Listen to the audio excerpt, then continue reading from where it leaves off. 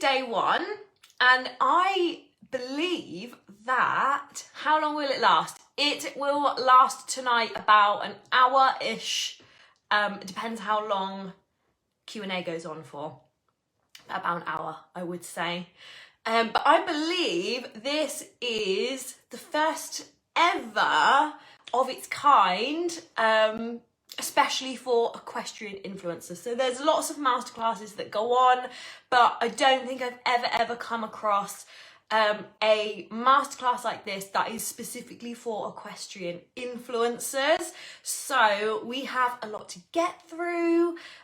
It's obviously not a one-day thing, it's a 3-day thing, and I'm going to be teaching you across the next few days my system that is going to help you grow on Instagram. It's going to help you create amazing content, and it is going to help you work with brands. So I do have my screen here, which has my live stream. So I am keeping an eye on all of your comments that are coming through, trying to multitask, keeping an eye on what you guys are saying, and then also looking at you as well. So I just want to give you all a really big congratulations for being here. Well done for making the decision to invest in yourselves. You are going to learn so much in such a short space of time.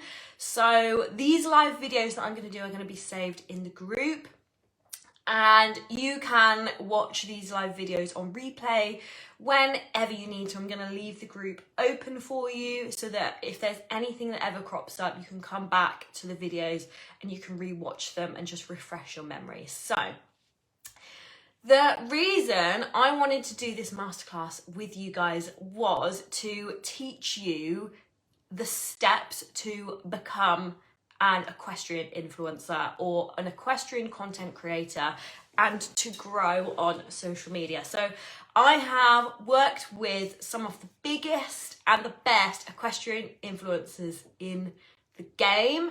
I have sat in the seat of the big brand who is looking to start influencer marketing. I've studied these influencers and what they do, how they grow, and how brands treat these influencers, how they talk to these influencers, what they expect from these influencers. So in order to get to the next level, I can teach you exactly what they do, what they've done, and even what they have done to get to the stage of earning 4 figures just to post a piece of content on their page. So that is the scale that we are aiming for. And obviously it's not going to happen in a week. It's unlikely that it's going to happen in 6 months or even a year. But we are looking really long term here. So if you want the results now, if you want collaborations now, then you need to understand that this is very unlikely to happen unless you are in a position where you're already kind of getting gifted or getting approached by brands. So these things take time. I know we have a lot of people in the group who are, I think most of you are kind of at the 2,000 to 5,000 mark, which is a brilliant place to start. But we also have people that are at the 500 mark. We also have people that are at the 70,000 mark in the group. So we have a real mixture of people. And I just want to say as well, it's okay to want to work with brands. It is okay to want to be an equestrian influencer. This is a serious career path. People are making careers out of this, and they're making a very nice, healthy salary from it. So you can do it. It's the future at the end of the day. It's not going away. It is only going to get bigger. So you want to definitely focus on this now, try and grow now, and then you never know where you're going to be in 6 months' time or a year's time. Your life could completely change if you just start now. Okay, so I want you to start thinking of your Instagram page as a business. So from today, treat it like your business. You are the CEO, and this is going to be something that is going to start earning you money one day. So that is how seriously we are taking it. And this is the effort that it is going to require. So it is going to require effort. There is no way you can do it by not putting in any effort at all. So this is pretty much, I would say, like my dream come true, living out these 3 days with you guys here, and it is just what I love to do in business. So I want to say thank you from me to you, and I just want to say thanks for trusting me to be your mentor. And I also want to say thank you for trusting yourselves as well, because you have made such an investment by just spending some time tonight, tomorrow, the next day, and however much time you take watching this on replay to better yourselves, because that is exactly what you're doing. So we are going to be here, like I said, for probably the next hour or so, and we're going to be talking all about social media growth. We're going to be talking about how you can grow. We're going to be talking about tips and tricks, do's and don'ts, and like I said, you can watch this all on replay as well. So there's definitely something to be said for showing up live, being in this energetic container that we're in, like this community. But of course you can catch up on replay. I know there's so many of you that just can't make it, and it's very hard to find a time that suits us all, and there's lots of people in different countries as well. But yeah, thank you to those of you who have been able to turn up live, and thank you for those on replay who are watching this, catching up. Feel free to just ask any other questions or save any questions for a day that you are going to be able to be here live. So as I said, I'm not going to answer any questions as I go along. I might be able to acknowledge some comments, like Peppermint Tax said that they're watching it in Canada. That's very exciting. Heather says very grateful. Thank you. Yeah, thank you as well, guys. Honestly, it's so good that you're here. I think we are all making history right now. Some people are going to think we're crazy. Some people are going to think we're mad for wanting to do this, but we are not, because we are the ones that can completely understand what the future is all about. And that is why we are all here, because we understand that social media is not going anywhere. So yeah, never be afraid to tell people, never be ashamed or anything like that. You do you, and don't let anyone else stop you. So I also want to say that I will not be answering any of your questions in DMs. So if you message me after, I won't be able to answer any questions that I've missed in my DMs, just because my DMs are really busy at the moment. But just save your questions. You can DM me afterwards. Feel free to DM me whenever you like, but I just won't be able to answer one-on-one questions with you in DMs either. But save them for the Q&A, save them for tomorrow's Q&A if I don't get around to you, or the next day, and eventually I will probably get to you. So let's dive in. Get your notepads, have a drink. So this session is going to be introducing you to the best practices. So the things that you really should be doing to grow your page. So I know that everyone wants to grow their page. I know that. There's not anyone that doesn't, I don't think, but it's actually really simple. And a lot of people think that there's some magic formula that just happens that just makes people grow. Well, there's not, but there are things that we can do in order to grow, and these are the things that most people that you see that have 100,000, 200,000, this is what they will have done over time, and it works. So 2 things that you should be doing to grow, and that is your content and that is your engagement. So it is as simple as that. It's not through hashtags. It's definitely not through follow for follow. It's not through engagement pods. It really just is as simple as getting your content right, increasing your engagement. So when we think about content, there are lots and lots of different factors. So one of the most important aspects of your content needs to be that you're posting content that is related to your niche. So I know a lot of you have already done the exercise that I sent to you in the email last week. That's about your niche. If you didn't get that email, then it should be on its way to you within the next day or so. But basically, you really, really need to establish some kind of niche and some kind of point of difference about you. So what is it that you like doing? Do you like learning dressage?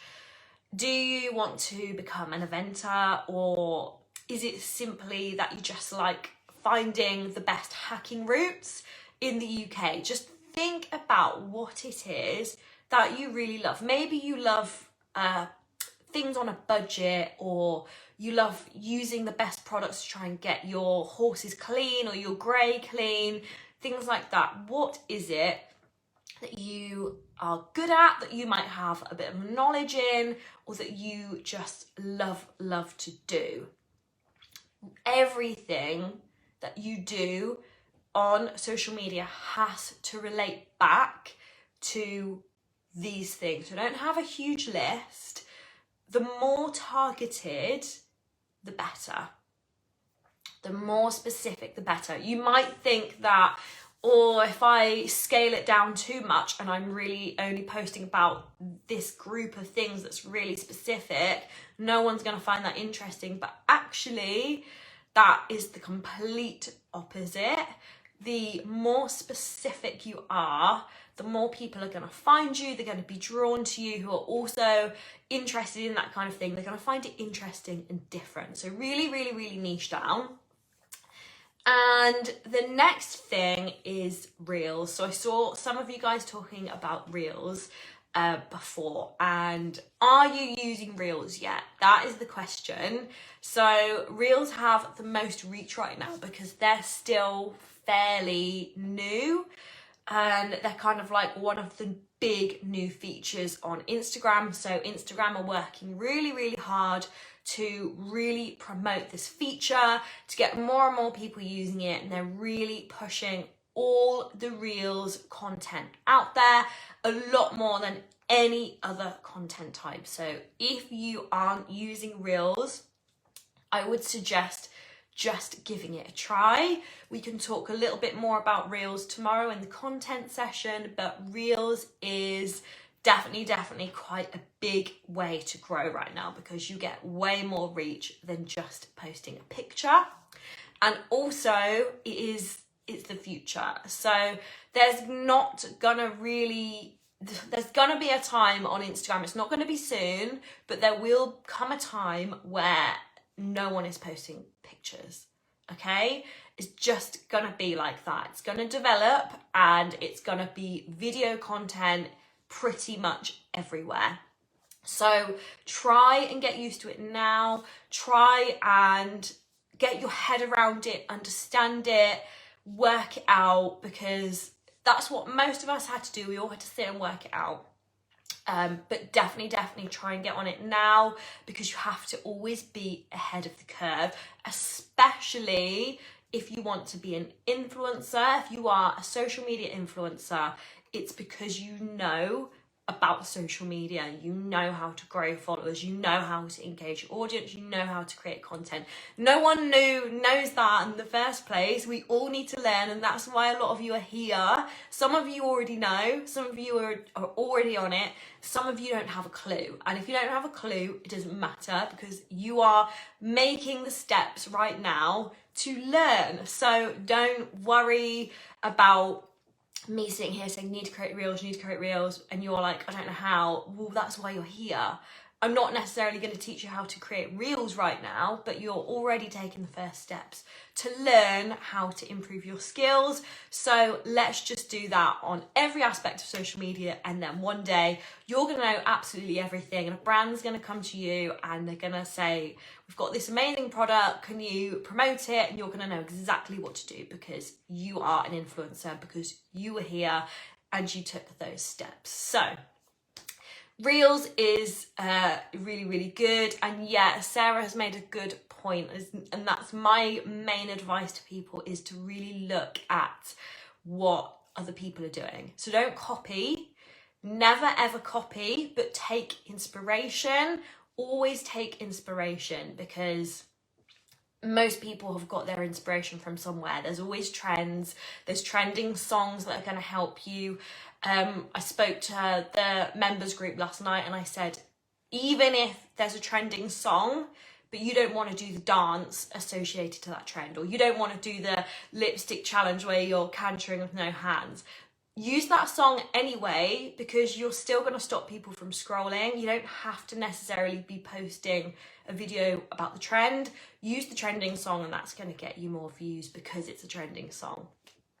So definitely get inspiration from other people that are doing well, but always make it in your own style, okay? You never want to try and copy someone else or get inspiration from someone else that's totally different to you, because that's why you need to find your niche and be posting about what it is that you want to post about, because that's why people are going to want to follow you.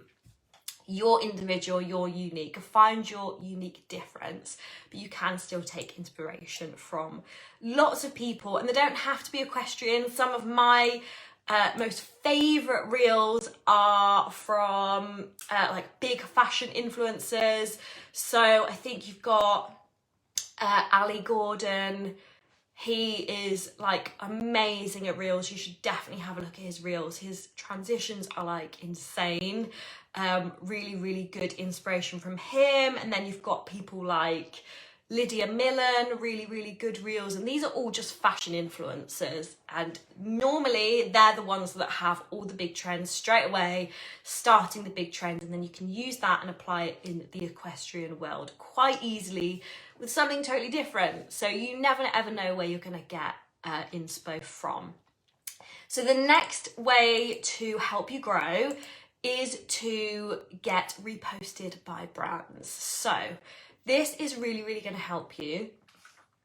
It's a bit like getting reposted by someone famous or reposted by someone with a big following. If you can create some content where you are wearing something of that brand, and then the brand reposts you and tags you, then you eventually are going to grow as well.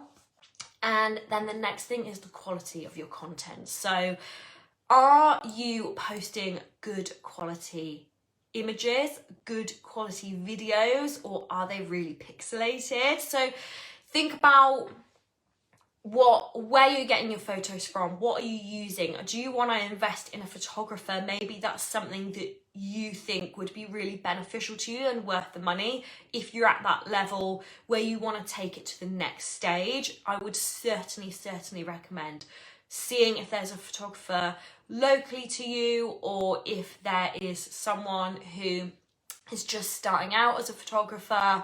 Definitely try and always take your content to the next level, okay? So have a look at my page as an example. Look at what I was doing back in November, then look at what I was doing in December, January, and then look what I'm doing now. It's totally different, because I am always evolving, always trying to evolve, always trying to make it better, always trying to do something new. So I started off by doing reels that were just text. Then I started doing reels in this office.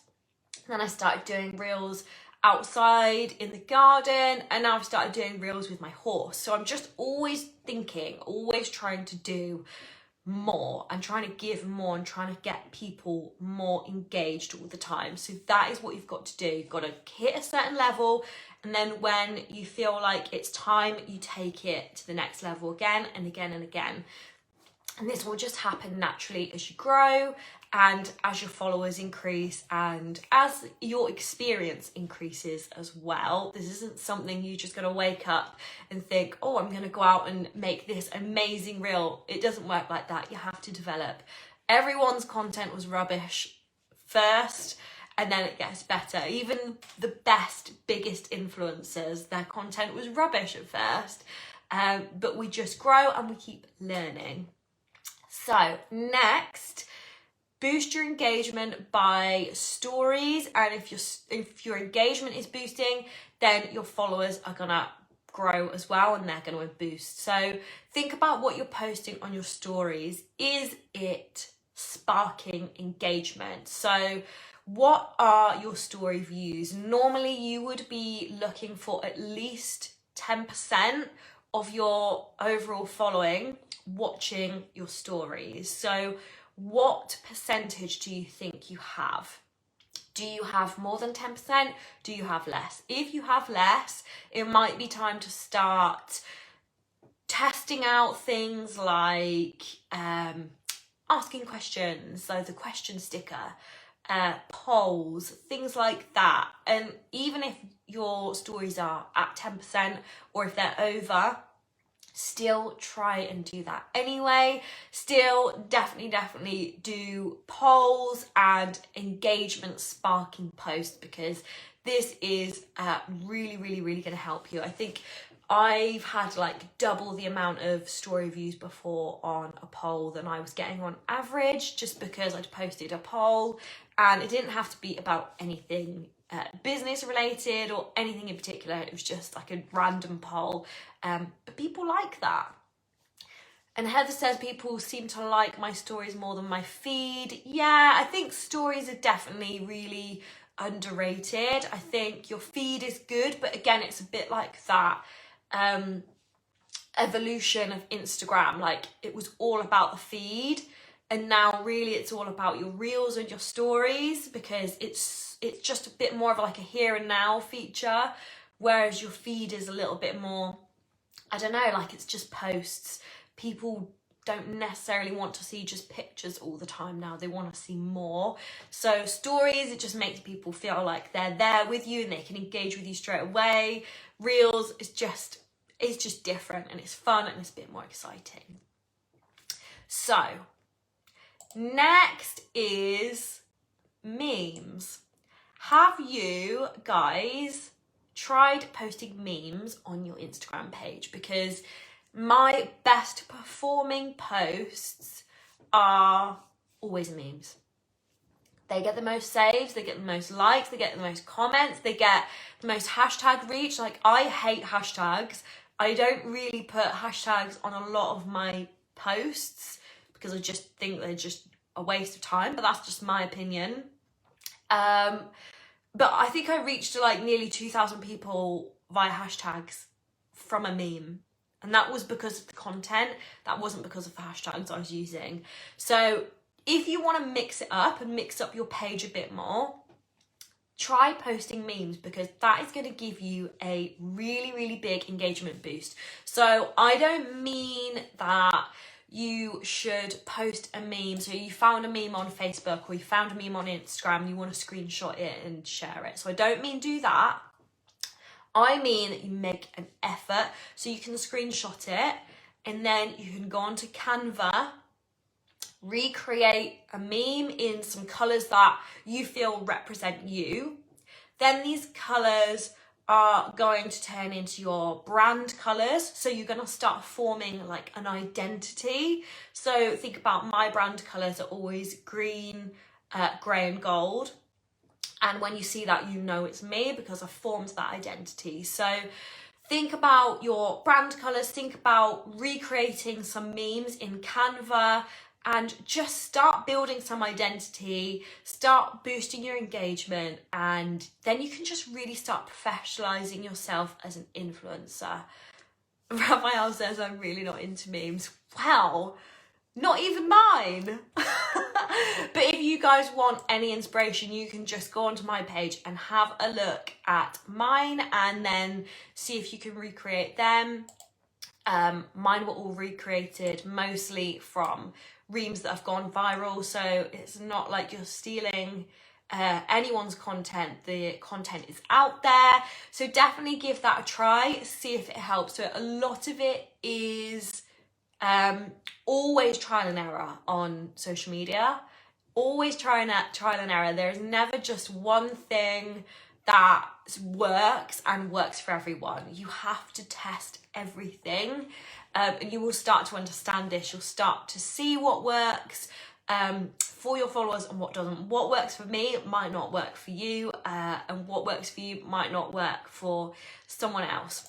But you have to try and track things and then learn. And then if it works, post more of it. If it doesn't, don't post it again. Simple as that. So all of the things that I've just talked about all contain and point to one thing, and that is variety. So are you generating enough variety on your page to get people excited, to get people interested, to get people intrigued to know more? So this is what's going to grow your followers. You have to really be giving variety. So reels, carousels, photos, stories, memes, all things like that, IGTV.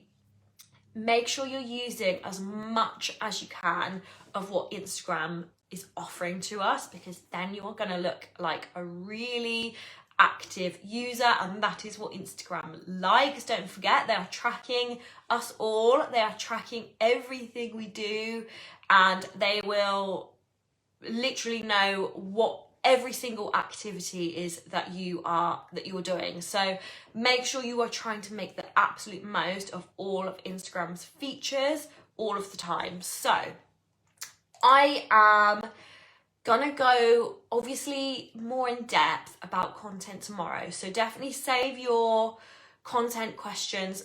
So Katie's asked, does anyone know what a carousel is? And that is the swipey posts. You know, when I do like a swipey post, that's a carousel. Sorry guys, I will try, every time a comment does catch my eye like that, I will try and answer it if I'm not making sense. So yeah, I'm going to be doing a content day tomorrow, as you guys know. So anything content related, I will try to answer tomorrow, unless it's really, really relevant to growth and today.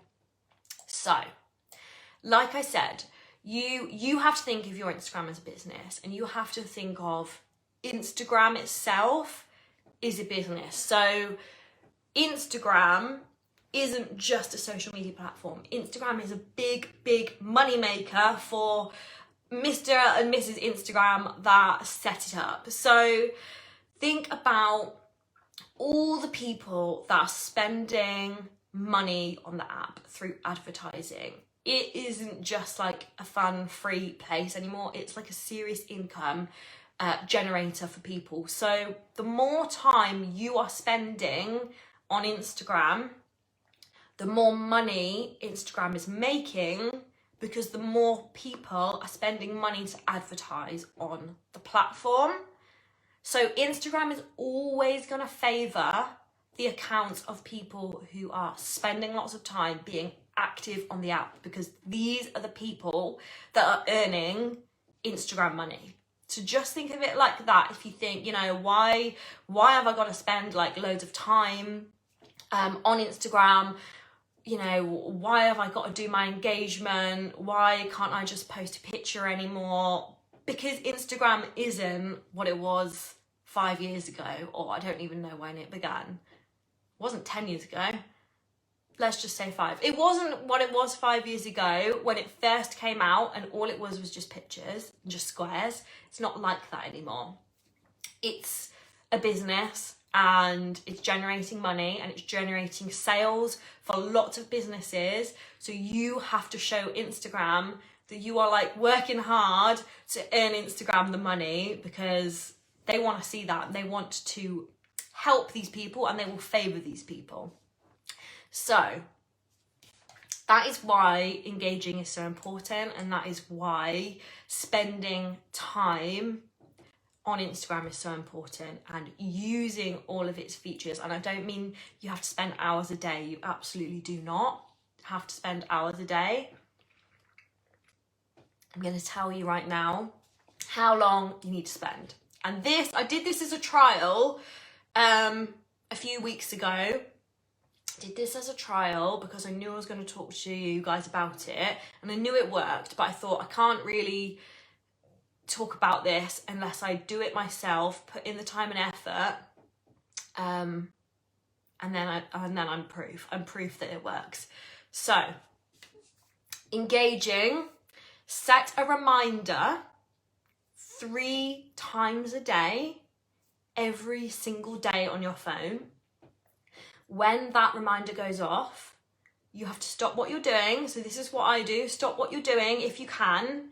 So pick a time, pick 3 times throughout the day that you know that you're not going to be like in a meeting or in the saddle or whatever. Try and pick 3 times, or have them as different times on different days. Plan it out, get organized, set a timer for 15 minutes. So when your alarm goes off for your reminder, you set a timer for 15 minutes and then you engage 3 times a day. So it's only 45 minutes a day, but you're breaking it down into 15-minute chunks. And honestly, it works. So you have to engage, and I'm going to talk about what I mean by engaging. I never found it something that worked. This works, and if this doesn't work, then you need to have a look at what content you're posting, but I'll get onto that. This works if you are finding the right people and if you have the right content, but that's why it's good to not rush off and make drastic decisions and changes after today, because these 3 days all coincide together. Ruth, I'm gonna talk about engaging now. So you set your reminder 3 times a day, 15 minutes, and then in those 15 minutes, this is what I do. I comment on posts. So comment on posts of people who I follow and who follow me. So I'm getting engagement with my followers that I already have and people that have chosen to follow me. I will watch some follower stories and I will react to some follower stories, and I might reply to some stories and just be like, that's so funny, that's so cute, just that kind of thing. It's all genuine. I don't just do it like a robot, all genuine engagement. And then once you have spent like 5 or so minutes engaging with people who are already connected with you, then you want to start finding people who aren't following you, who you feel would quite enjoy looking at your content, who are maybe similar to you, posting similar pictures to you, you know, wearing the same kind of brands that you do, in a similar niche. So where are you going to find these people? You are going to find them in hashtags. So perhaps you have, so like I have in Arab. So if I wanted to engage with other people who also had Arabs, then I might look under like Arab horses of Instagram hashtag. And then I would look at the most recent post. So if you go into a hashtag, you can see top or recent. Click recent, because top might give you hashtags that were used or pictures that were posted like a year ago. Click recent, and then you want to engage with relevant posts that you can see under that hashtag, and just write a meaningful comment. So if you can't think of anything meaningful to write, don't write anything, move on to someone else where you genuinely think like, oh, like what saddle pad is that? Or that colour looks so good on that horse. Like I never thought that that colour would look amazing, but it really does. Or like, where are your boots from? Or pay them a compliment. Like, I really love this picture, or this picture is like really stunning, or your horse is so beautiful. Just that kind of thing. Meaningful comments. Don't just stick emojis here, there and everywhere. Write something that's actually going to get the attention of someone else. So you can do that in hashtags, and you can do that in locations. So the locations tag is somewhere that's like really underexplored. You could look at like, let's say badminton horse trials was running. You could go on in the week of badminton and engage with so many people who are posting pictures of badminton who are in the same kind of niche as you. It's just a really easy way to find people that are similar to you. You can look at hashtags of like local shows or yards or anywhere if it's relevant to you. And again, you would just comment on the most recent posts that you feel are most relevant to you and that they might enjoy looking at your content as well. Where else could you look? You could look brands. So think about brands that you love. Think about brands that you would love to work with. Think about, so comment something with more than 4 words. So yeah, that's definitely something that was kind of created by not Instagram officially. Like, you don't have to have 4 words or more, but you do just have to write something meaningful. So not just an emoji, not just like, oh, love it, or something like that. Like, you can, but try and mix it up. Try and do the majority of it like meaningful, like absolutely love this picture or that kind of thing. You don't have to do 4 words a minimum. And should we follow those no new ones or just comment? So what I normally do is I follow people who are like a really, I'm gonna say, strong lead for me. So someone who I really feel is gonna be genuinely interested in what I do, or I know they're gonna be genuinely interested in what I do. If I'm not really sure, or most of the time, because otherwise you could really get into the habit of following so many people who might not follow you back, what I quite often do is I'll write a meaningful comment, and if they follow me, then I'll return the follow always, unless something crazy's happened and I'm getting an influx of followers and I can't physically follow everyone back.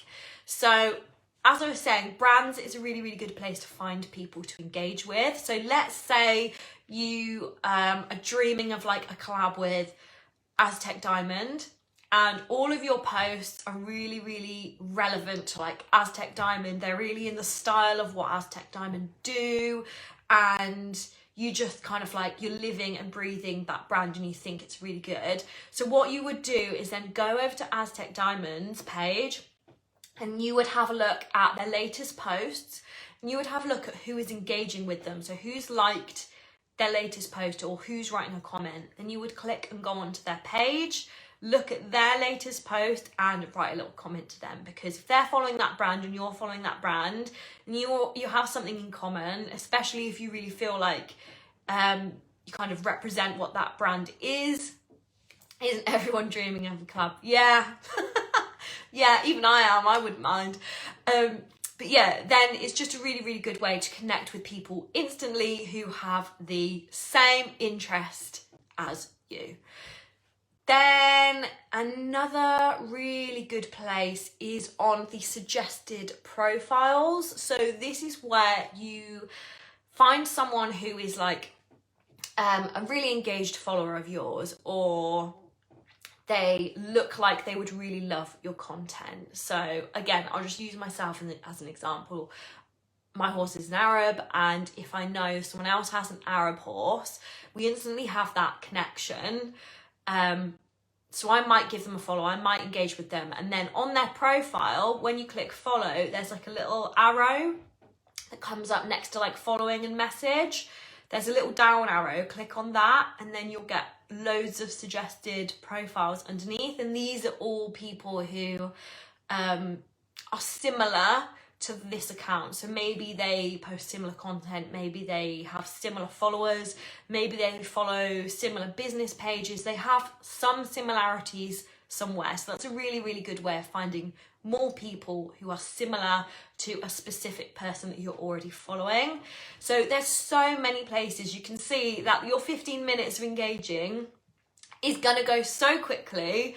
You're not gonna get around to engaging with absolutely everyone you want to engage with, but this is why you're gonna do it 3 times a day, trying to hit different places throughout the day, and you'll just get familiar with people. People will start getting familiar with you, and your name will just start to get seen around. And honestly, this is how you grow. Like, this is how you grow. It's as simple as that. So the reason I said that content and engagement are like the two things that are going to help you grow is because really, and like I said before, if you are engaging and you're doing your 15 minutes 3 times a day and you aren't growing, then there's something wrong. Like, there's something wrong with your content, or there's something wrong with where you're going. Are you targeting the wrong people?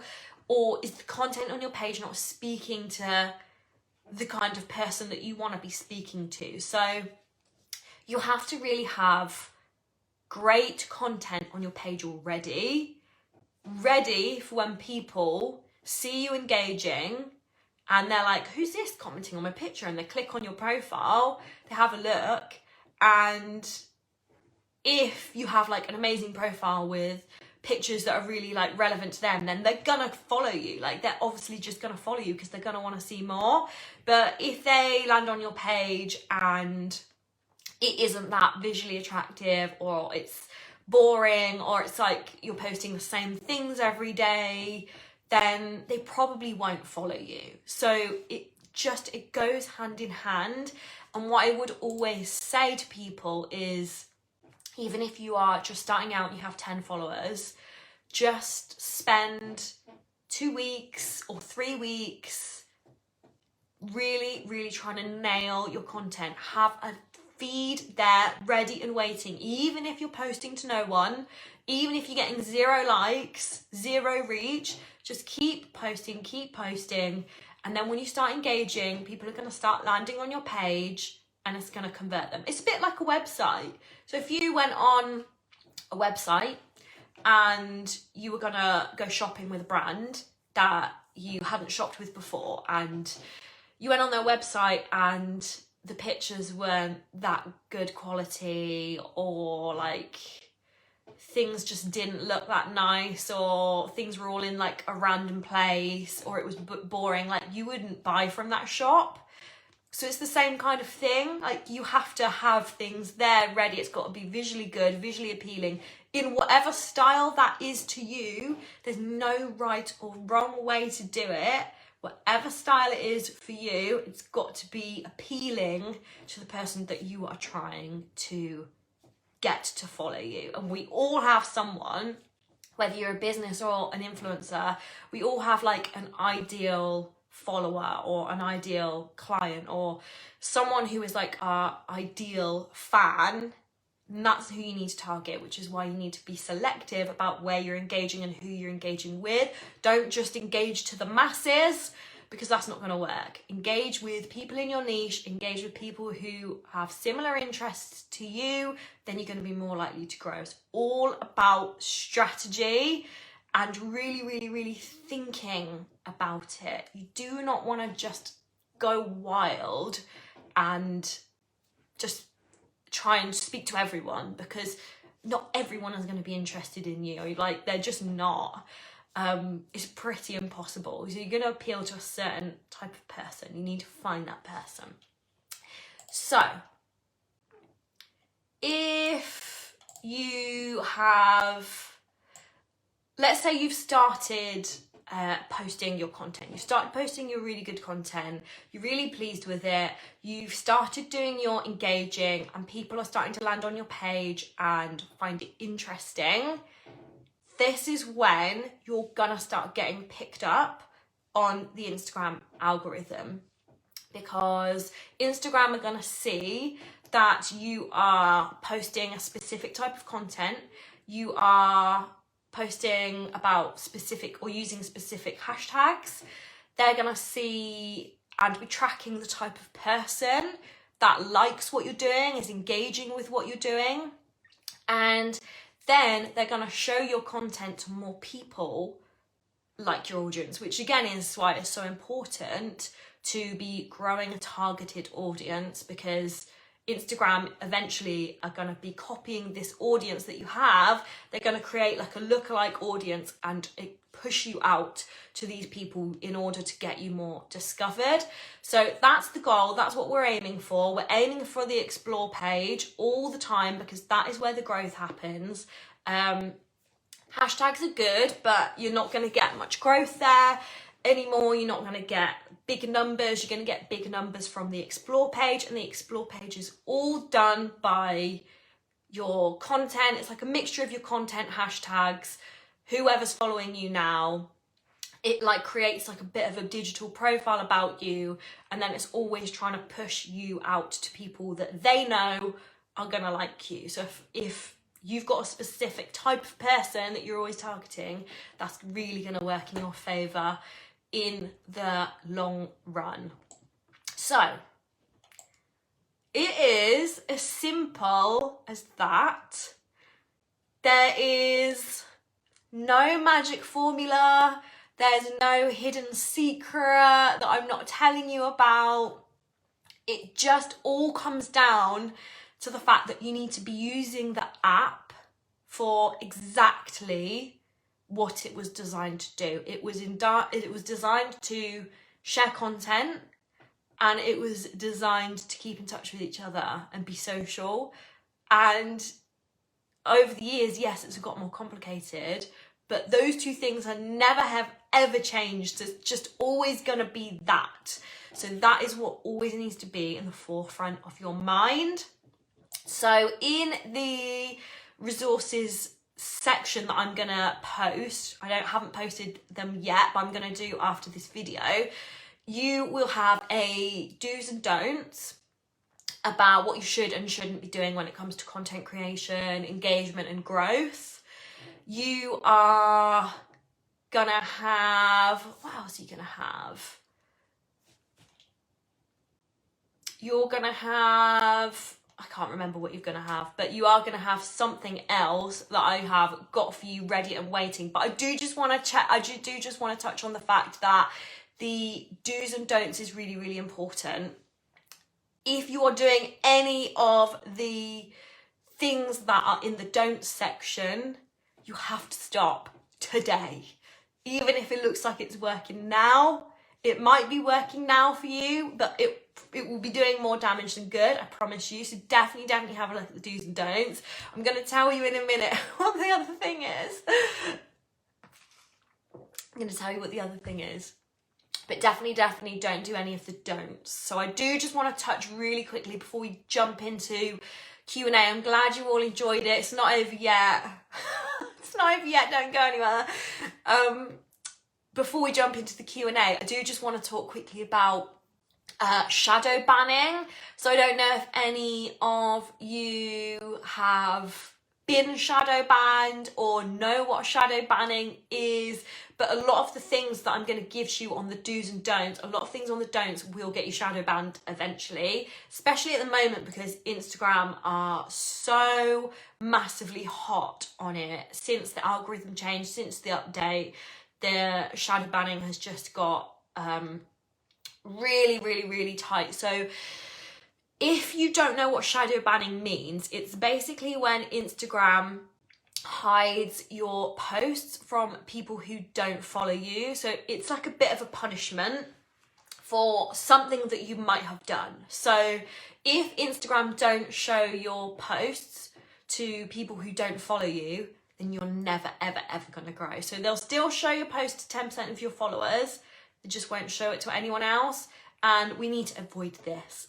completely as much as possible. So if you get shadow banned, you might have used banned hashtags. That's the other thing that is in the resources tonight, is a list of banned hashtags that you need to stop using right now, because you will get shadow banned if you use it. So you might be using banned hashtags, and yeah, Instagram do ban hashtags. They banned Valentine's Day, hashtag Valentine's Day this year. So there's no rhyme or reason. Some of them are fairly obvious. Some of them are just weird. Like, why would anyone use that anyway? And some of them are like, why? But yeah, the list is always getting updated. If you use a bot or any kind of third-party app that asks you to log in with your Instagram details, that can also get you shadow banned. So anything where it's like unfollow apps, fake like apps, Instagram knows when you're logging in to these things and they'll punish you for it. They don't want you to do that. Also, you need to stop posting your TikToks on Reels, because they have said that they are actively not going to promote your TikToks on the Instagram platform anymore. So that TikTok logo, they're not going to like that. Some things are still slipping through the net. These things take a long time to, if you think about how many users are on Instagram, these things take a long time to roll out. So at the moment, you're probably still getting the benefits, but in 2-3 months time, then you might really see that your TikToks on Reels are just not working. So Chloe, I'm going to give you a list of banned hashtags. Do keep in mind that it changes all the time though, but they are pretty much all there, and once they're banned, they'll probably be banned forever, to be honest. You also need to avoid big surges in your Instagram usage. So that's why I suggest to do 15 minutes a day, 3 times a day, because this is then going to space out your usage. It's all going to be nicely spaced out. And Instagram aren't going to think that you've employed a bot or you've employed someone to log into your account and do mad engagement, because this is all things like that get you shadow banned or even get you blocked. You can get blocked for a week and you can't do anything. How do you know if you've been shadow banned? Is it forever? No, it's not forever. It's just for a period of time. Normally it could be a week or it could be a couple of days. I know sometimes if you think you've been shadow banned, if you just come off Instagram for 2 days, just don't go on the app, then you are fine again. If you've been completely blocked, you will be able to scroll through, but you won't be able to like anything. It will come up with a message and it will give you a chance to report it, or it will say, you know, you've been blocked until next week, sorry. You literally can't do anything. It's the most annoying thing. So definitely there's a fine line between being sociable and being like spammy. So don't ever be spammy. Don't ever spam anyone with likes or comments or anything. Definitely not. Don't comment the same comment on this like 10 people's posts, because that's going to look like spam. So anything that looks like a robot or spam, then that's going to get you blocked or shadow banned. So that is the simple technique. I'm going to go into depth about content tomorrow. I'm going to have a little scroll through your questions. Bear with me because we have a lot of comments and I will answer some of them. I hope you guys all enjoyed that and found it useful. I know sometimes it's not quite what you want to hear when it's like, if you want to grow, you do have to put in a load of effort and a load of work. I used to be obsessed with spam for spam. Well, Alicia, you have to stop doing that right now. I know it's tempting. But don't. So Heather has said, the big influencers, what can realistically be earned? I see most influencers still work full time. Yes, so I do have rates for a lot of the big influencers. And I'm not going to tell you obviously what that is. Because they all vary, like it all really varies. I have had someone that will charge like 4 figures for an Instagram post. Crazy money, but like some brands, not many at all. Some of the really modern digital equestrian brands are paying her. That's equestrian. And then I think, let's just throw it out there, like Molly May, for example. I'm pretty sure, I could have just been making this up. I don't think I am. I'm pretty sure it's like £30,000 for a mention on her page. I'm pretty sure. But if you think about a marketing budget could be 5 million for a brand, or even 10 million. So like a big equestrian brand, you might have, I don't know, it could be in the millions marketing budget. If you had like a fashion brand, then that's going to be tens of millions probably as a marketing budget. So £30,000 is a hell of a lot of money to me and you, but not to a big brand really, if you think about how much someone like Molly May could probably sell. Should we have a theme to stick with on our page, such as photos all from the same shoot? So that's a really good question, Ruth.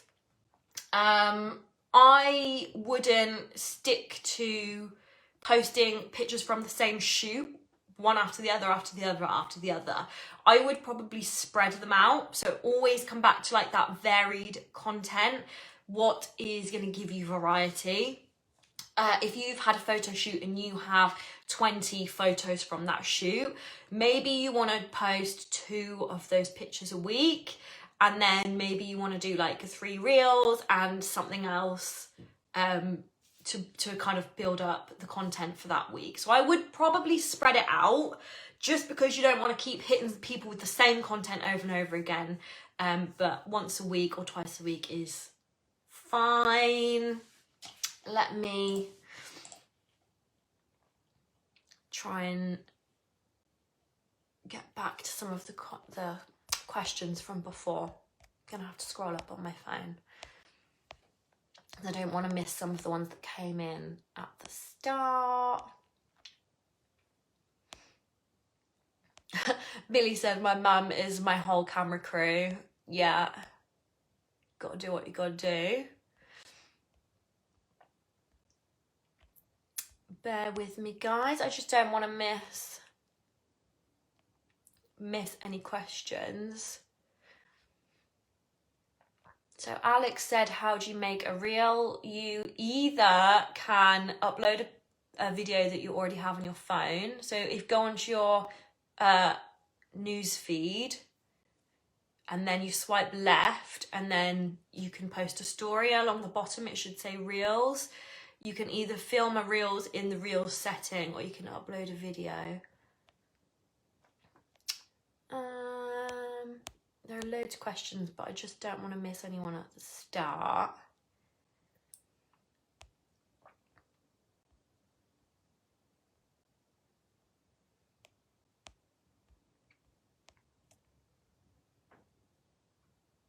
If I find a meme on Instagram, can I screenshot but give credit? I would get into the habit of not screenshotting. I would get into the habit of recreating your own, and then if you want to credit, definitely credit, but you really want to recreate your own. Use your own colours, use your own fonts. Most things won't be copyrighted unless it's someone's photo or something that someone has drawn or created. If it's just like a bit of text, most of the time that won't cause a problem, unless there's like a little copyright sign on it, then you might get in trouble. But nothing serious is going to happen to you. You just delete it. If anyone gets I only had one experience once when I was working in my last job, where I reposted a meme, created it, and someone like got a bit funny because it was a picture that she'd taken, and this meme went literally viral everywhere, and she found it on the one I created. I was like, whoops. But it was fine, she was fine. I just deleted it. Or most people are happy if you credit them. Right, okay, here we go. Oh, my arm's aching up like that.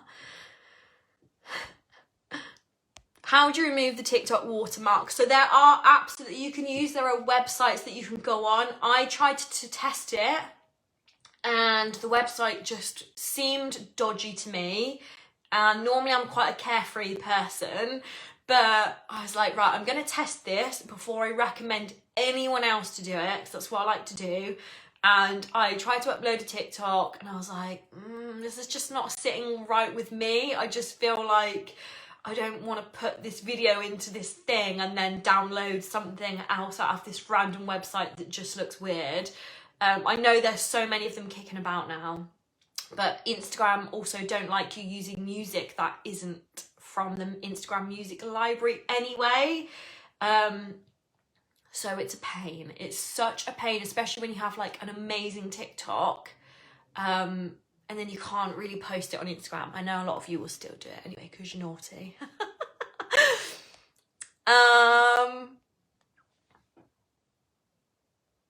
What else have we got here? Maria is in Greece, and she says that in Europe we don't have reels yet. You will definitely get them soon. It's just such a slow thing to roll out. It's just crazy, isn't it, to think that you guys don't have reels yet? Is this something we can do to cover the spotlight? I would just keep going with your stories. Try and make your stories as interesting as possible. Do you have the music feature in your stories, Maria? If you have the music feature in your stories, just try and make a big impact on stories. Yeah, Heather, TikTok is easier for editing, no doubt about it. But yeah, definitely Reels is getting better. They have improved it. Are saves really important for engagement? Yes, they are. Saves are really important. But likes are still really important. Comments are probably just as important as saves, but saves are one of the more important things, and they've definitely become even more important recently. So definitely you want to look at what content is being saved when you're looking at your insights. And then Heather, I will just touch again on your question about the big influencers, what can realistically be earned. So if we're looking at like 100k followers, then you might be able to charge, like, depending on your engagement rate. So this is another factor. You might have 100,000 followers and your engagement is dead. But if your engagement's good, you've got 100k, then you might charge like £500 for a picture in your feed and a tag.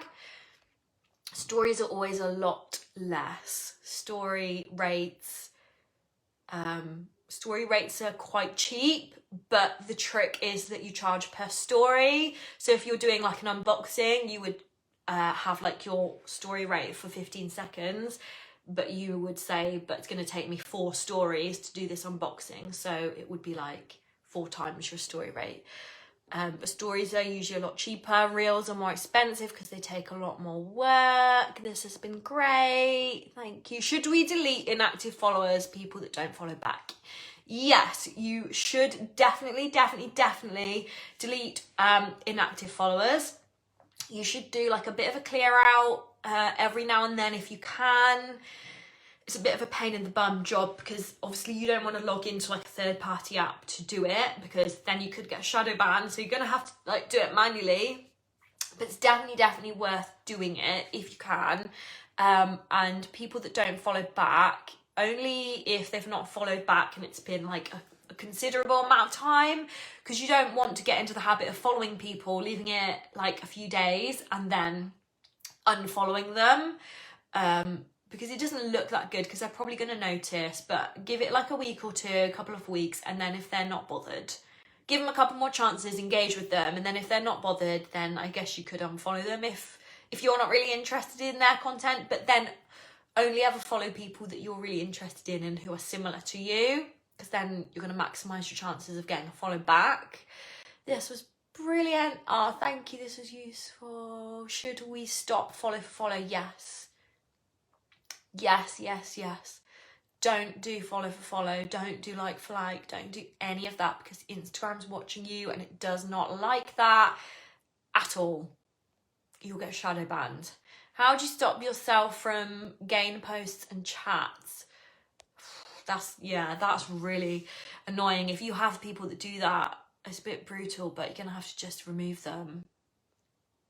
Because if they're constantly messaging you, asking you to like their latest post or whatever. You don't want that, because that's not the way to grow. That's not the way to grow engagement.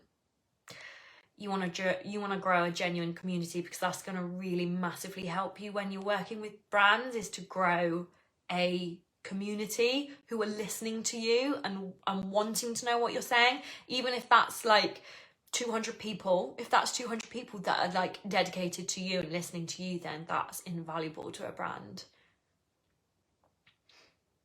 Can you increase engagement by being present on different apps such as YouTube and Facebook while sticking to your brand? So you can, in a way, because the more social media platforms you're on, the more exposure you're going to get. But you have to remember that you only have a certain number of hours in a day. So really, I would prefer people to really put their absolute everything into one or two platforms, and forget the rest. So like, I was on TikTok for a while, and it was doing really well, but it was just taking so long. It was really taking me a long time to keep up the videos all the time and keep editing them, and I had to just make the decision to be like, right, it's just going to have to be Instagram for now, because that's all I have time to do, and that's what I decided to do. So it will help you by being visible on other apps, and you can obviously link out to all your other social media platforms, but nothing's going to help you more than being engaging on the app that you want to grow the most. Should we be investing in new technology such as cameras? I would say that you don't need to go out and spend loads of money right now. If you're at the point where maybe you're getting gifted things and you're like, right, how can I take this to the next level? How can I start kind of positioning myself as an influencer that wants to be paid and deserves to be paid? Then you might want to invest in something like a camera, a new phone, something like that. Don't go out and spend loads of money now. If you've just started, you have to try and just make use of what you've got for now, because yeah, you don't want to be spending hundreds of pounds yet. But eventually, should you reply to DMs? Yeah, you should. You should always try and reply to people. Live streams are so good for engagement. Yeah, really, really good. I think if you have a fairly engaged audience already, so really, really try and work on your engagement. Really try and get to know people. Get people commenting on your post, you're commenting on theirs. You start building some friendships. Once you see yourself building friendships in a community, then definitely get yourself on a live stream. If you have guts, like, fair play if you do. Yeah, Gemma, you're definitely right. Gemma says from her experience that equestrian brands are really behind in influencer marketing. Yeah, they are. It will catch up. It definitely will catch up. But the equestrian industry is so traditional. Oh my God, it's so traditional. Like, but it will catch up because it has to. Because if you think about it, everyone now is on social media. And then you have like the equestrians who aren't on social media because they're of a different generation. Eventually they are gonna stop, or they're gonna like not be buying as much or riding less, and then the new generation is gonna come up, and we're all on social media, and there's a much bigger chunk of us that are on social media than the people that aren't on social media. So the equestrian industry has to evolve. Like, it has no choice, which is why I'm here to try and help them, because they need it. They need it. And the more we can teach them about it, all of us, the better, because there are so many businesses and equestrian businesses and brands that don't see the importance of social media still. But there are luckily a lot that do. but they will have to catch up, otherwise they'll die. It's as simple as that. And all the new brands, all the new cool brands that are on Instagram making reels, TikTok, they're all going to overtake all of the traditional brands that have been around for 20 years because they're adapting. Just look at Topshop. Topshop was like cool, but it wasn't digital, it didn't adapt, it didn't grow on social media. Like, look at a brand like Pretty Little Thing. Literally, they've grown their business on social media. They've overtaken Topshop by an absolute country mile, and people are going to go to these brands more because they're seeing them all the time, because they're seeing them on social media. Whereas you didn't see Topshop on social media, really. You saw everyone else, and that's where they died. And that's what a lot of people in the equestrian world need to realise. What else have we got? Does paying for promotion help with engagement, and is it good for natural growth or not? Tricky one, because paying for promotion, boosting, which is what I think I see a lot of you guys doing, boosting is only going to get you so far. And if you are going to boost, and if you're going to use your money to boost your posts, don't boost the ones that aren't doing well. Because a lot of people feel like they, if something's not done well, they'll boost it and then it will do better. That's not the case. You have to boost posts. If you're going to boost, do the posts that are already doing well with your followers, and then you're going to get better results for your money. If something's flopped, that's okay. We all get floppy posts that just don't go anywhere. Don't boost it. It won't help. But I wouldn't spend loads on boosting. I really, really wouldn't, because the thing is, your budget of what you're spending to boost your post is just going to be totally outweighed by an equestrian brand who are using social media to advertise. So you might have like a £20 budget to boost your post, and then you might have a brand that has £2,000 budget, and like, you will get shown and it will work, but unless you have a bigger budget and you know what you're doing, I would try not to spend your money. I would try and do it naturally.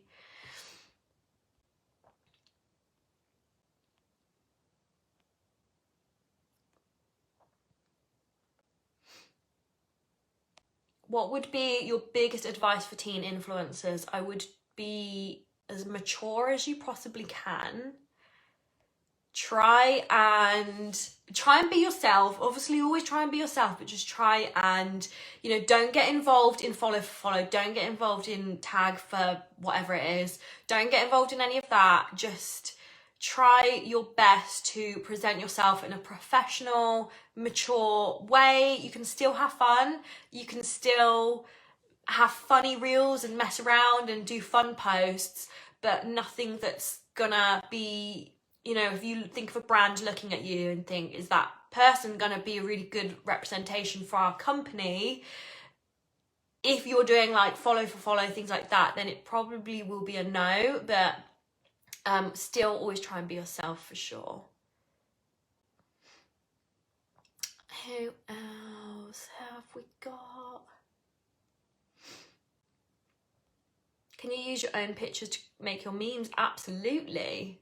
Absolutely you can. I would try and put some kind of watermark on it or something though with your Instagram username, because if it does go viral, people are going to start screenshotting it and using it, and you're going to want credit for that, so you can see why people do get upset. What else have we got? Should we be posting reels to grids? Yes, you should really. If you don't want to keep it on your grid, still post it to your grid and then click remove from grid after, and then it will still reach the same amount of people.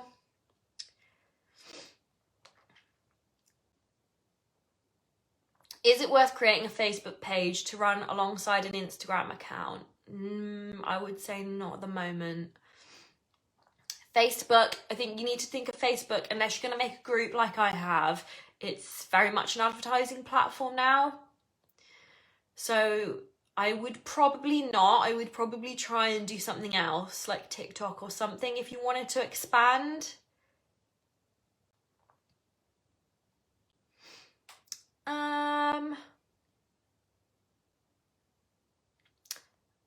So Francis has said that you don't seem to be able to get music on your reels and you're not sure if it's a business account. Yeah, it's because it's a business account. So you need to try and switch to a content creator account if you can. But they are rolling out music to some business accounts, I know, but you might be waiting a little while. Maria, just check if you have a content creator account or a business account. Content creator accounts get music, but if you're a business account now, you don't have music, and then you switch to a content creator account, you have to wait about 3 days after you've switched. So don't switch to a content creator account and then think, I still don't have music, this is ridiculous, and then switch back. You have to give it time to adjust. So about 3 to 4 days, I think mine took, and then eventually I got music. It just happened and it just appeared.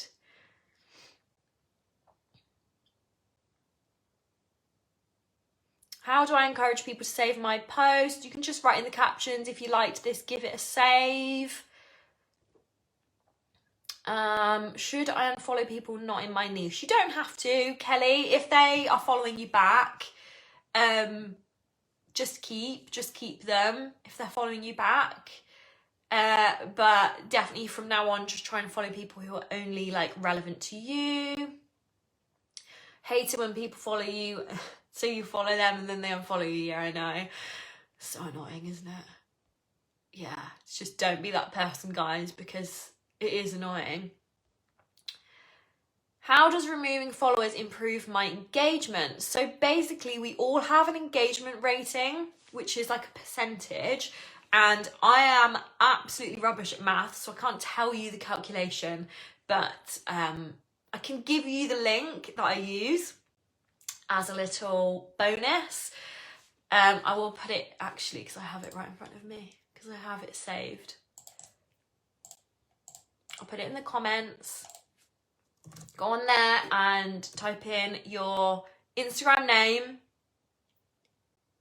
and it'll give you your engagement rate. And your engagement rate, really you want it like, I think it's between 1% and 3% is the average. So you want it above that. You want it above 3%. But I know people with like 11 or 12, which is crazy, which is so good. So anyway, sorry, Millie, I just got so distracted then. How does removing followers improve my engagement? So we all have an engagement rate. You can go on this link. You can figure out what your engagement rate is. You don't have to figure it out. It tells you. It's a percentage. You want more than 3%. You want more than 3 if you can. 6% is quite good. Try and get higher. And your engagement rate is basically the ratio of people who are following you compared to the number of people that engage with you. So obviously if you have like loads and loads of followers, but only like 10 of those engage with you, your engagement rate is going to be really low. Whereas if you have like, let's say you have 500 followers, but 350 of those people are engaged with you, your engagement rate is going to be through the roof. So when you're pitching to brands, you don't have to be like, I've got 500 followers. You'll be like, my engagement, I don't know what the percentage is. By the way, I'm just going to guess. My engagement rate is 15%, which is like an extortionate, amazing engagement rate, which I don't know how many people have that, to be honest. And then it looks a hell of a lot better. And it is a lot better because you want less followers, higher engagement, always. But I know we all want lots of followers, so I know, because I do as well, but it's definitely the engagement. With Instagram and all the gain loops going around, should we take part? No, definitely not. Definitely don't take part in engagement loops. You can do my one in here. I've put one in here, like a little follow train. But that's because it's one-off. It's just going to be one-off, and you're not going round and round following people, sending messages, removing the bottom person or whatever it is that they do. Don't do it. Instagram know all of these tricks, and they're like, why are you doing that? Just talk to your friends. Like, that's what Instagram say. Like, why are you forcing it? So they want us to be friends. They want us to make friends. They want us to make genuine contacts. Answer every single DM. I think I answered that one. Yes. Gemma uses Sprout Social, and that's probably for posting. Now, there's a lot of controversy about using external posting apps, so whether that's Sprout or Later or anything like that. I used Later for a long time. My engagement definitely dropped, and on blogs everywhere it's like, no, like, you know, the engagement doesn't matter. Not the engagement doesn't matter. The engagement doesn't get affected if you use like a third-party scheduler, even like the really posh expensive ones, but I truly believe that it does. There's absolutely no proof, but I truly believe that it does. But you do have a content creator in Facebook, so if you do have a Facebook account that's linked to your Instagram, you can use that.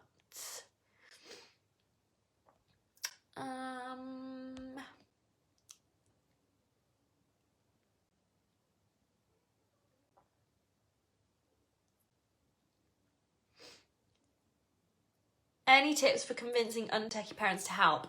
Tell them you'll do the washing up. Tell them that you'll do the washing up for a week if they take a picture of you. And if they give you like a couple of hours a week just to take some pictures of you, or a couple of hours every couple of weeks to take some pictures of you, then you will do the washing up all week, and make sure you do it, Ella. What should you talk about on a live, and how should you get the confidence to start one? So I'm a big believer that lives are amazing, but I also don't think you should just go live for the sake of going live. I think you need a structure, you need a plan. You need to drum up excitement, drum up interest, make people think, like, wonder what you're going to be talking about, or where you're going to be, or who you're going to be with, so that people are intrigued and then they show up. So always think about your niche.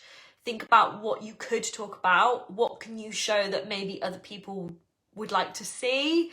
That kind of thing. Or maybe you just wait until you have a bit more engagement, a bit more of an idea.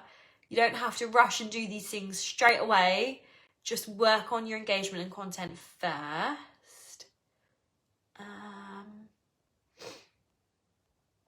Let's see who else.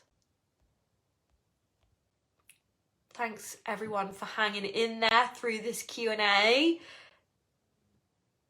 We are coming towards the end now. I've just looked at the time. I know I could sit and answer your questions all night. Should we delete flopped posts? No, I don't think you should.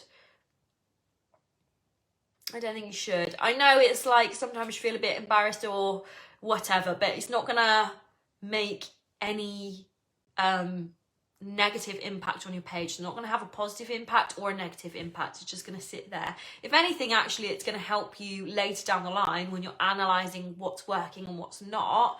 It's going to help you remember what didn't work, what hashtags you were using on that post that didn't work, what caption didn't work.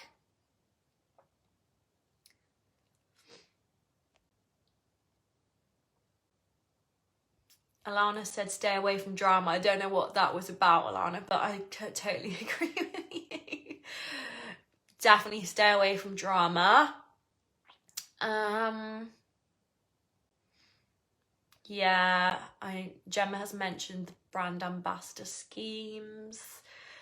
I'm not going to talk too much about that, because I know that there's a lot of brand ambassadors out there, but I don't think it's the best thing to get into. If you're a brand ambassador and you're aiming for more and a lot higher, you probably won't get very far as a brand ambassador, and it will hinder future relationships with bigger brands. So you have to remember that equestrian brands, if there's one equestrian brand that makes base layers and there's another equestrian brand that makes base layers, they don't like each other. They don't, just simple as that. Like, okay, they might like each other, they might know each other, but they are competitors, they're direct competitors. And bigger mistakes that are often made is that you get in too deep with a brand that you're not necessarily totally in love with.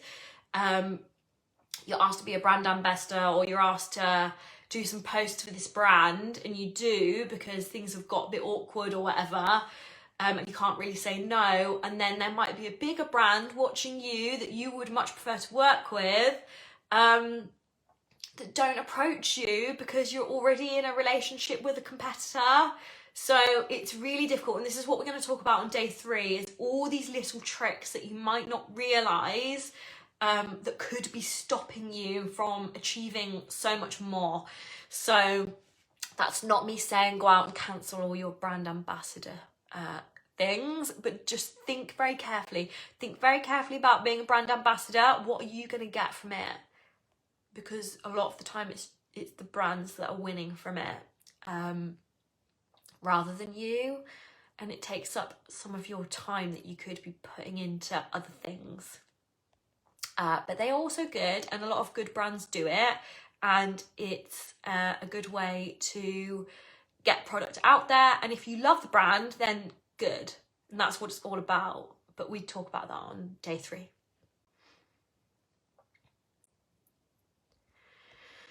So if anyone wants any reel help, definitely go to Alana's page, because she's the best for reels.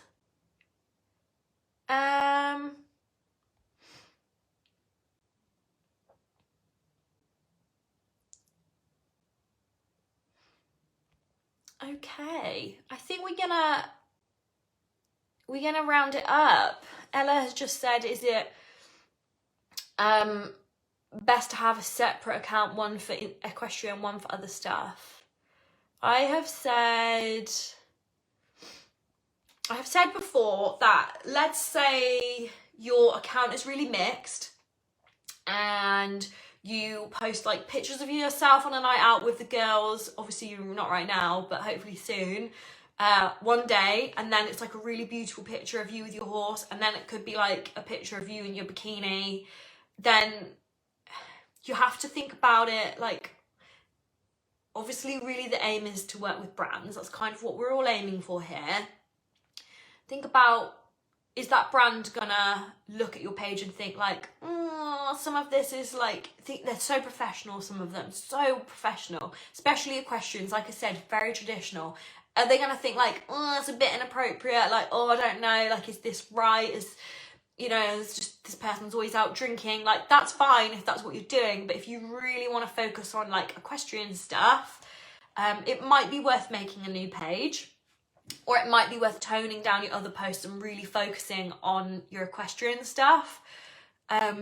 Don't delete them all, but really think about what your goal is and how much time you have as well, because you don't want to be spreading your time and doing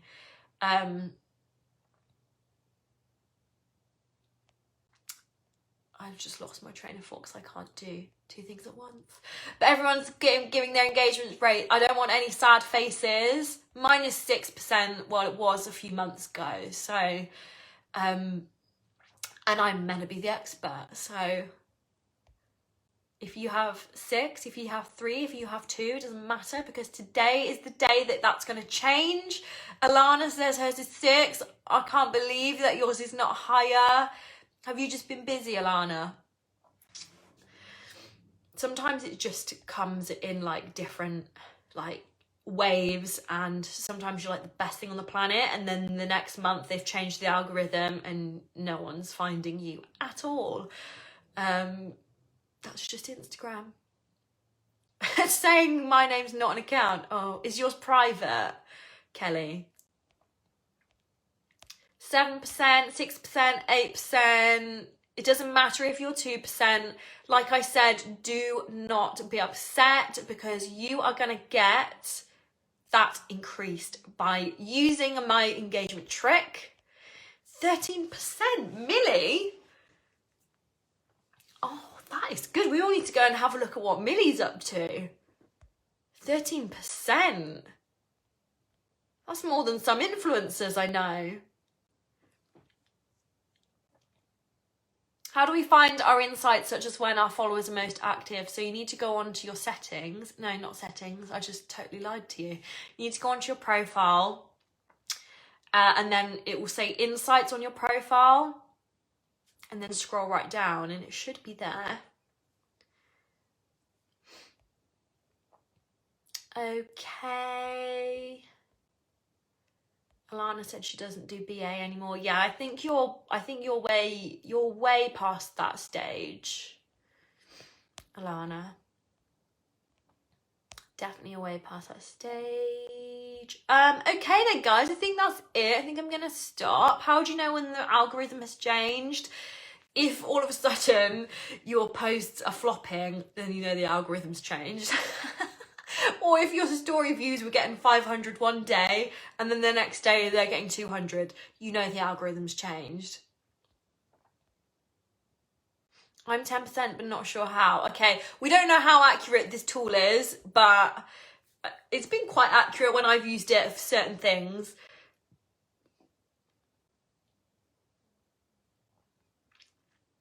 Okie dokie. Beth, I'm going to answer just Beth's question really quickly. If we change to a content creator page rather than a business, we will lose our followers. No, you won't lose your followers.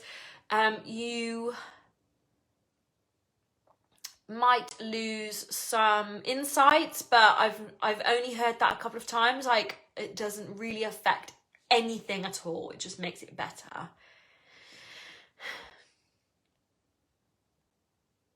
Okie dokie.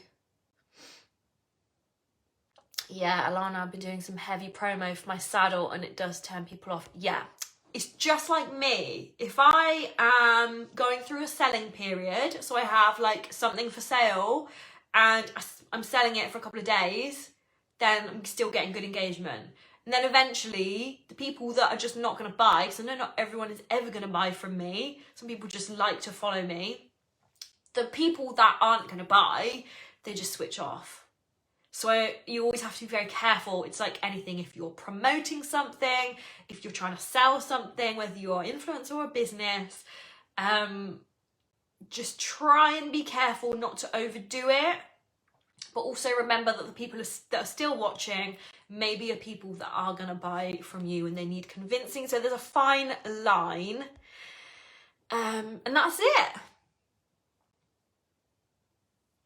That is it for today. So I'm glad you all liked it. Thanks so much for getting involved. Ruth, I sell a lot of different services, but I have a course launching at the end of the week for influencers if that was something that you're interested in, but I'll give you more information about that as the week goes on. Otherwise, all on my website. I follow an account and every other post is an ad and it's boring. Yeah, sometimes it is. There's a fine line, guys. So anyway, I'm glad you all found this useful. And thank you for all your questions. Thank you for getting involved. I'm going to post up your resources so that you can download them, all the things that I forgot that you're going to have. So it's all going to be a nice surprise for you. And thanks for joining, guys. I'll see you tomorrow.